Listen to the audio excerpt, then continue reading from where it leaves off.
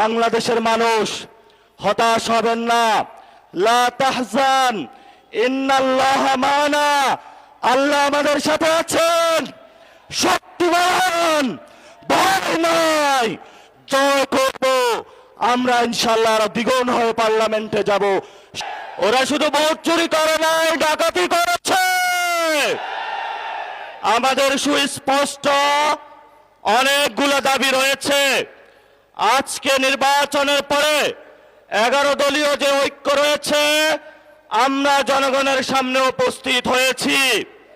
আমরা প্রথমত বলতে চাই, পার্লামেন্টে যে ভোট ডাকাতরা গিয়েছে, জনগণের সামনে আমরা বিরোধী দল হিসাবে হাজির হয়েছি। আমরা রাজপথে থাকব। কড়ায় গন্ডায় ইঞ্চি ইঞ্চি করে জনগণের উপরে যারা ভোটার ইঞ্জিনিয়ারিং করেছে, ভোট ডাকাতি করেছে, নতুন ভাবে জুলুম চাপিয়ে দেবার চেষ্টা করছে, আমরা তাদের কাছ থেকে বুঝে নেব ইনশাআল্লাহ। আমি সংক্ষিপ্ত কথা বলবো। আমাদের ভাই শহীদ উসমান হাদি আজকে আমাদের মধ্যে থাকতে পারতেন। সংসদ সদস্য হিসাবে ঢাকা 8-এর আল্লাহ ওনাকে শহীদ হিসাবে নিয়ে গিয়েছেন। আমরা বিচারের দাবিতে মাঠে গিয়েছি।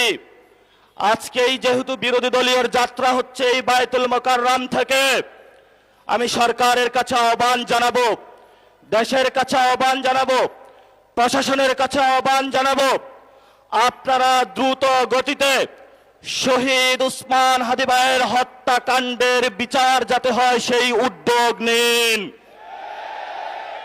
আমাদেরকে এতদিন বলা হয়েছে বিচার এবং নির্বাচন মুখোমুখি দাঁড় করাবেন না। আমরা মরিয়া প্রমাণ করিলাম যে আমরা নির্বাচন বিরোধী নই।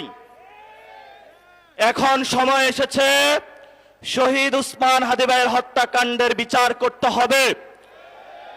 তৎকালীন সময়ে সংস্কারের নিয়ে বলা হয়েছিল, সংস্কার এবং নির্বাচন বিরোধী করার চেষ্টা চালানো হয়েছিল, ট্যাগ দেওয়া হয়েছিল, ওরা নির্বাচন চায় না।